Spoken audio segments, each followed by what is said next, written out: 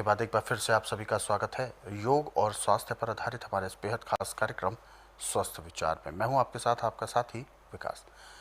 दर्शकों, ये कार्यक्रम जो हम आपके लिए लेकर आते हैं, इसमें केवल आपको नुस्खे या उपचार तक ही सीमित नहीं रखते हैं, बल्कि आपको शरीर की कार्यप्रणाली भी समझाई जाती है, ताकि कॉन्सेप्ट आपको पूरा क्लियर हो कि कैसे हमारा शरीर काम करता है, कैसे उसकी देखभाल होती है।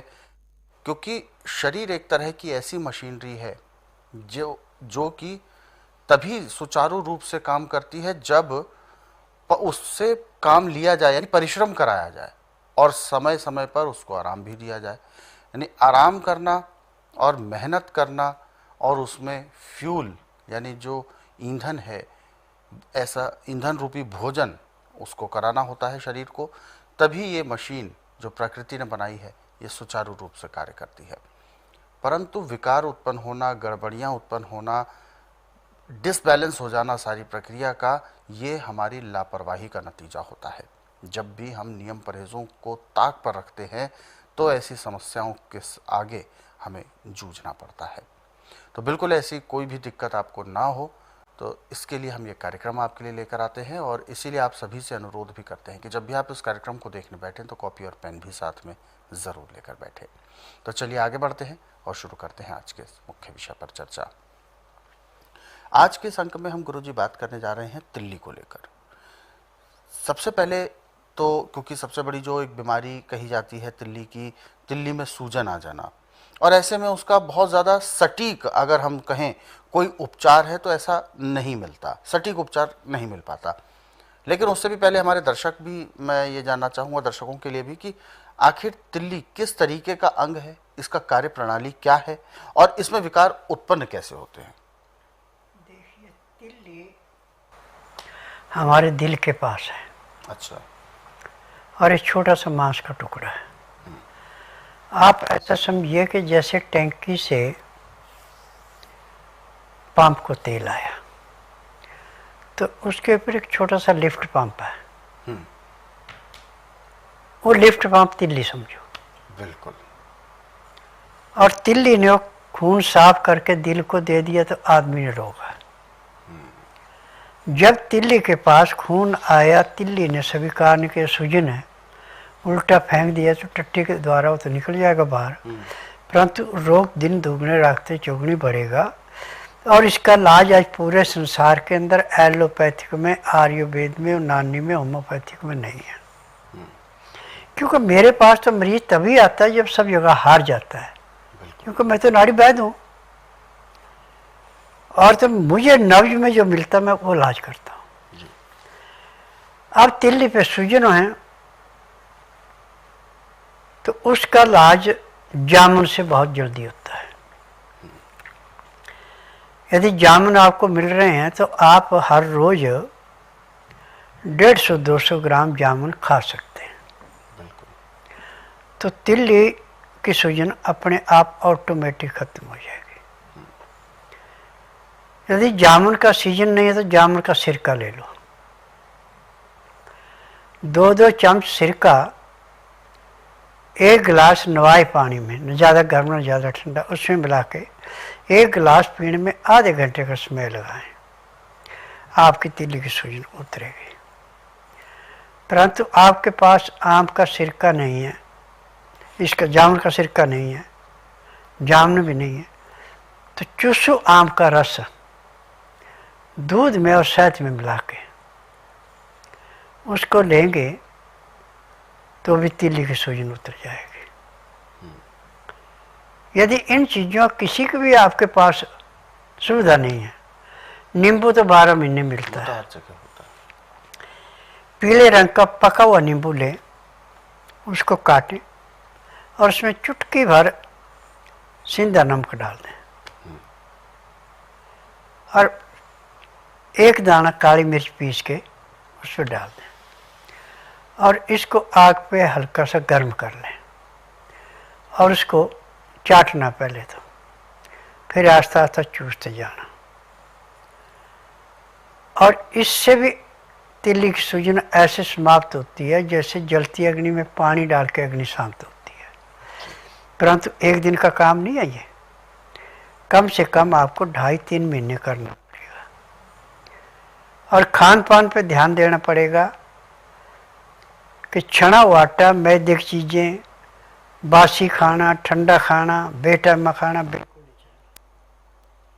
चाहिए। इसमें अकेला अनाज गेहूँ नहीं लेना, चना, मूंग, मोठ, बाजरा, सोयाबीन, अपनी इच्छा के अनुसार कम ज़्यादा अनाज ले सकते हैं। 50 ग्राम अजवाइन और 100 ग्राम तिल भून के इसमें जरूर मिलाएं। अब जितने अनाज हैं पहले पीसने से पहले इनको धो के सुखा लें, फिर सारी चीज़ें इकट्ठी करके इसको आटे को ऐसे पीसना कि आपके हाथ पे ऐसे सरके, ज़्यादा बारीक ना हो। जितनी आपको भूख हो उतना आटा लेके उसको सख्त गूंद करके और खुले पानी में रख दें। इतने में आपने दाल सब्जी जो भी खानी है उसको मिट्टी का बर्तन हो बनाने के लिए सोने पे सुहागा, नहीं तो कलाईदार पीतल का या तांबे का, ये ना मिले तो स्टील का भी ले सकते हैं। परंतु अमोनियम के बर्तन में ना कोई चीज़ खानी ना कोई लेनी, नहीं तो आपको रोग और बढ़ेगा। फिर जितनी आपको भूखा उतना आटा लेकर उसकी रोटी ऐसे बनानी है जैसे बाजरे की रोटी होती है। जब रोटी आपकी सिक जाए तो उसको आप थाली में डाल दें। जो सब्जी या दाल आपने बनाई जिसमें सिर्फ सिंध या काला नमक, काली मिर्च, हल्दी पड़ी है, इसके अलावा कुछ नहीं, वो डाल के उसको 10 मिनट तक विश्राम करने दें। फिर उसको मसलें, सूप बना के पीने की व्यवस्था में आ जाए तो सोने पे सुहागा, नहीं तो फिर उसको ग्राहियाँ भी खा सकते हैं। 2 गिलास पानी आपने पीने के लिए रखना है, गर्म करके जब उसका टेम्परेचर 15 से 18 डिग्री के अंदर आ जाए तो उसके अंदर लहसुन, प्याज, अदरक का रस 1-1 चम्मच दोनों गिलासों में मिलाना। अब आपने 2-4 ग्राही खाना खाया या सूप बना रखा हो पिया, 2 घुट पानी पियो। पानी पीने में, खाना खाने में आप 1 घंटा पूरा लगाओ। उसके बाद दातन कूड़ा करके 5 मिनट के लिए वज्रासन बैठ जाओ। फिर वज्रासन से उठ के कम से कम 20 से 25 मिनट तक आप थोड़ी सैर कीजिए। फिर आप सब आसन लेट जाएं आधे घंटे के लिए। फिर 5 मिनट के लिए बाईं साइड करवट लें, 3 मिनट के लिए दाईं साइड करवट लें। फिर सब आसन लेट के बाईं साइड को करवट लेके उठेंगे। आपको ऐसे महसूस होगा जैसे आप 8 घंटे की निद्रा पूरी करके उठे, और आपका खाना भी अच्छा पचेगा, तिल्ली भी बनाए हुए खून को स्वीकार करेगी, और सूजन भी दिन दुगने रातें चौगुनी उतरेगी। तो ये कार्य जो है इसमें पंखा, कूलर, एसी नहीं चलेगा, और फ्रिज में रखी हुई चीज़ कोई नहीं प्रयोग में आएगी। और जो भी आपने चीज़ खानी उसका टेम्परेचर 15 से 18 डिग्री के अंदर होना चाहिए, वही खानी। इससे नीचे टेम्परेचर नहीं खानी, ज़्यादा टेम्परेचर तो भी नहीं खानी। तो आपका रोग ऐसे समाप्त होगा जैसे जलती अग्नि में पानी डाल के अग्नि शांत होती है। बिल्कुल। तो ये सबसे अच्छा बेहतरीन उपचार हो सकता है जिसको हम अवश्य कर सकते हैं, लेकिन इसके लिए हमें जो जो प्रक्रिया करनी है वो भी गुरुजी ने हमें स्पष्ट बताई है।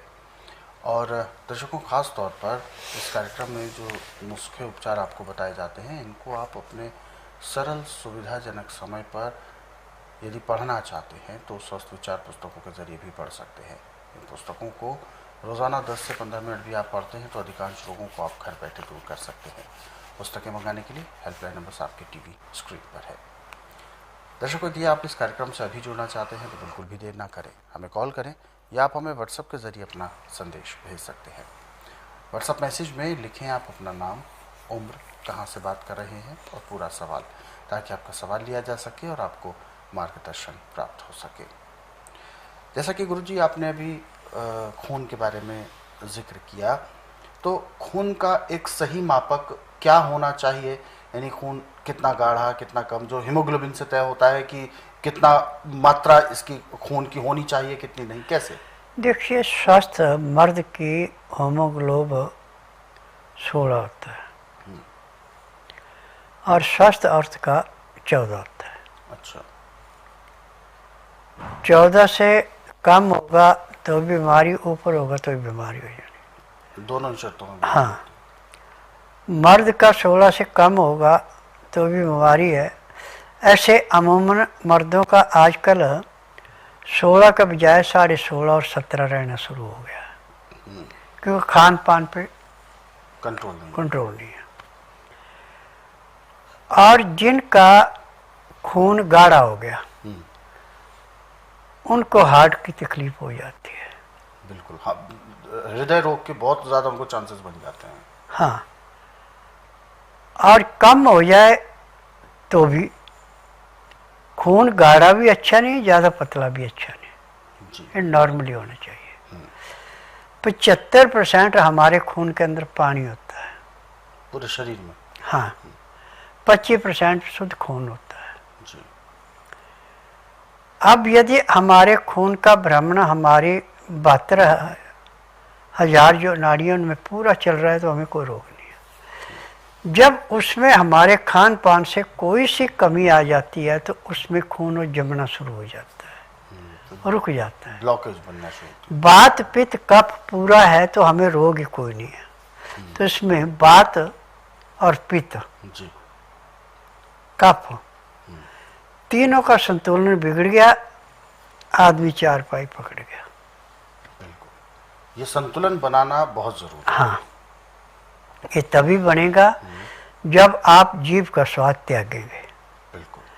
जितना जीभ को चुटकोरापन देंगे उतना ही आपका स्वास्थ्य बिगड़ेगा। बिल्कुल गुरुजी, अक्सर ऐसा हमने बुजुर्गों से भी सुना है और योगियों से भी हम सुनते आते हैं अक्सर कि यदि वात पित्त कफ को एक स्वस्थ व्यक्ति ने बिल्कुल मेंटेन करके रखना है, बना के रखना है, यानी अपने आप को स्वस्थ रखना है, तो उसके लिए योग करना, प्राणायाम करना अति आवश्यक है।